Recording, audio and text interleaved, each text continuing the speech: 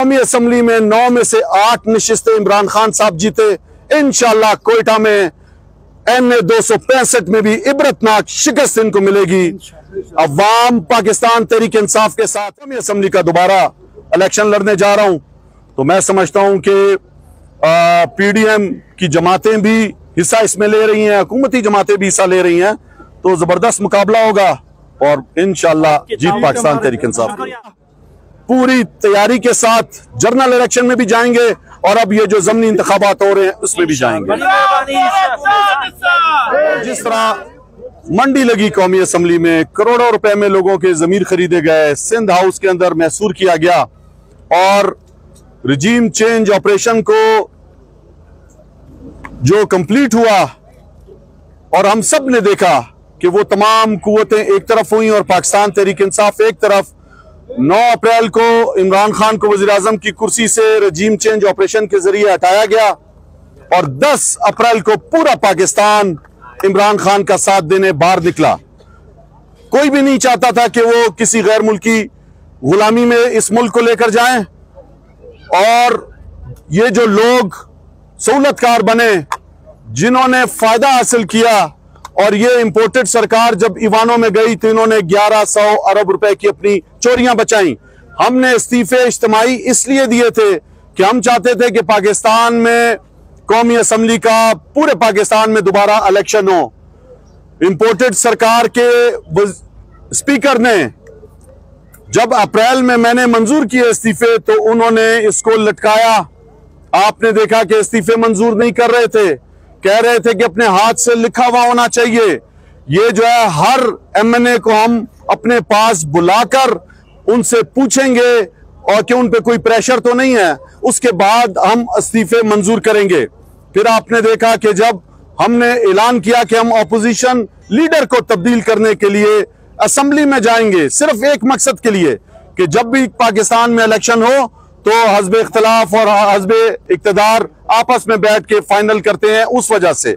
लेकिन खौफ की बुनियाद पर पहले 35 इस्तीफे मंजूर किए गए अचानक और उसके बाद फिर 35 इस्तीफे मंजूर किए गए और उसके बाद 43 इस्तीफे मंजूर किए गए।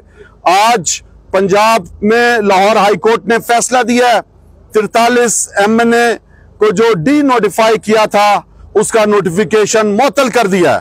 मैं समझता हूं कि ये जो खौफ में इन्होंने ये फैसला किया, हम चाहते हैं कि पूरे पाकिस्तान में जनरल इंतखाबात कराए जाएं। आज मईशत तबाह हो चुकी है, इन इंपोर्टेड सरकार का चेहरा अवाम ने देख लिया है। आज डॉलर 100 रुपए से भी ऊपर ज्यादा महंगा हो गया है, 275-76 रुपए में डॉलर चला गया है। आटे की बोरी जो हमारे दौर में 100 किलो की 5,500 रुपए में मिल रही थी, आज 13-14 हजार रुपए में नहीं मिल रही। आज आप सबके सामने है पेट्रोल और डीजल 250 रुपए और उससे ज्यादा महंगा हो गया डीजल। फैक्ट्रियां बंद हो रही हैं, एक्सपोर्ट खत्म हो रही है, रेमिटेंस आ नहीं रहे, पाकिस्तान दिवालिया होने की तरफ जा रहा है। IMF की जो ये शराइत अभी मानने जा रहे हैं, इसमें जो है तकरीबन 800 अरब रुपए का इजाफी टैक्स लगाने की बातें हो रही हैं। गरीब किधर जाएगा इस मुल्क में? तो हम समझते हैं कि जब तक सियासी इस्तेकाम नहीं आएगा, कभी भी माशी इस्तेकाम नहीं आ सकता। सियासी इस्तेकाम की हमने कोशिश की, हमने पंजाब असम्बली को तहलील किया, खैबर पख्तूनख्वा असम्बली को तहलील किया। उन जो दोनों असम्बलियों में 5 साल के लिए मुंतखब होना है नुमाइंदों ने, उनका तो ऐलान कर नहीं रहे और कौमी असम्बली का जिसकी सिर्फ मियाद 3 से 4 माह रहती है, उसका ये इलेक्शन कराने जा रहे हैं। हम इसमें भी हिस्सा ले रहे हैं और जिस तरह पंजाब के ज़िमनी इंतखाबात में बदतरीन शिकस्त हुई, इस इंपोर्टेड सरकार को, PDM की तमाम जमातों को कौमी असम्बली में 9 में से 8 नशिस्तें इमरान खान साहब जीते। इंशाअल्लाह कोयटा में NA 265 में भी इबरतनाक शिकस्त इनको मिलेगी। अवाम पाकिस्तान तहरीक इंसाफ के साथ है। आप जितना भी जुल्म करें, चाहे इमरान खान पे कातलाना हमला करें, चाहे हम सब पर FIR कटाएं, एक भी इमरान खान साहब और उनके लोगों की चोरी नहीं पकड़ी गई। आज खौफ फैलाने के लिए, लोगों को डराने के लिए मीडिया एंकर्स को डराया जा रहा है, पकड़ा जा रहा है, मारा जा रहा है। ये सब चीजें कौम ने देख ली, लोगों को नंगा किया गया, लोगों की वीडियोस बना के घर वालों को भेजी गई। ये जुल्म इस कौम के सामने आ चुका है कि ये कितने बदनीयत और कितने बुज़दिल लोग हैं। ये इस तरह के ऊंचे हथकंडे कर कर दबाना चाह रहे हैं और हम हर मैदान में खड़े हैं और इस इलेक्शन में भी खड़े हैं और इंशाल्लाह आप सबके सामने आप देखेंगे कि कोयटा की आवाम बाशऊर है। वो इस मोरूसी सियासत को, वो इस पीडीएम का ये जो चोरों का टोला है जिन्होंने अपनी चोरियां बचाई हैं और महंगाई के जुल्म के पहाड़ गिराए आवाम पर, आज हम सबके सामने है कि हमारे दौर में दहशतगर्दी नहीं थी। अब आप देखें पेशावर में मस्जिद में 100 से ज्यादा लोग शहीद हो रहे हैं। मैं समझता हूं उस दहशतगर्दी को भी ये कंट्रोल नहीं कर सकते, हालात इनके हाथ से बाहर जा रहे हैं। अवाम इमरान खान को देख रही है और वो एक उम्मीद है इंशाल्लाह इस मुल्क को खुददार खुद मुख्तार पाकिस्तान बनाएगा इंशाल्लाह और इन चोरों को इबरत का निशान बनाएगा। उस वक्त के हिसाब से बिल्कुल दुरुस्त था। हम समझते थे कि आधी से ज्यादा कौमी असम्बली खाली हो चुकी है और दोबारा इंतखाबात कराए जाएं, लेकिन इन बुज़दिलों ने उस टाइम तो कहा कि ये नोटिफिकेशन जो कासिम सूरी ने किया है ये सही नहीं है।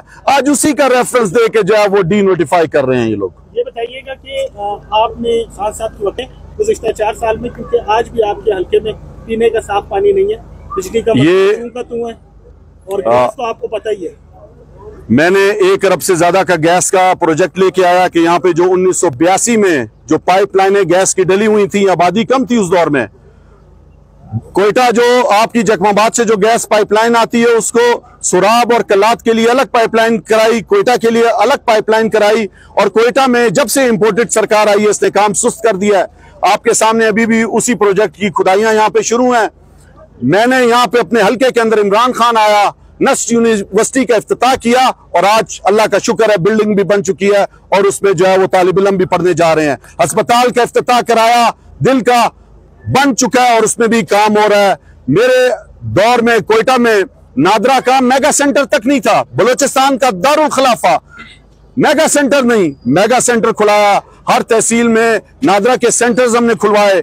हमने जो है वो यहाँ पर बिजली के निजाम को बेहतरीन करने के लिए मैंने अपने इस कोयटा शहर के अंदर बहुत से जो है वो नए फीडर्स का इफ्तिताह कराया कि लोगों को जो है आसानी से बिजली पहुंच सके।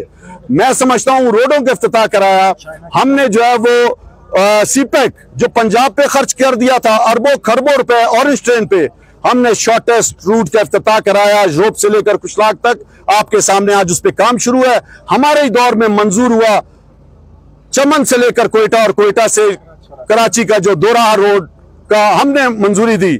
मैं समझता हूं कि तोर नासर से लेकर म्यान गुंडी तक बाईपास को जो है डबल हमारे दौर में हमने उसका इफ्तिताह कराया। कोयटा के अंदर बहुत से इस तरह के काम कराए जो कोयटा की अवाम को पता है और इन इंपोर्टेड सरकार की करतूतों का भी पता है कि जब अब आपके सामने बलोचिस्तान के, अब पूरी दुनिया में जब कोविड आया था तो बिला तफरीक रंग और नस्ल 12-12 हजार रुपए पूरे बलोचिस्तान में पाकिस्तान की तरह दिए गए। सैलाब आया तो क्या कारकर्दगी रही इनकी, वो ये आपका शहबाज शरीफ सिर्फ बड़े बड़े घरानों में गया और अवाम को कुछ भी नहीं दिया। हम सबके सामने है कि रुल रही है अवाम। तो इंशाल्लाह पूरी तैयारी के साथ जनरल इलेक्शन में भी जाएंगे और अब ये जो ज़मीनी इंतखाबात हो रहे हैं उसमें भी जाएंगे।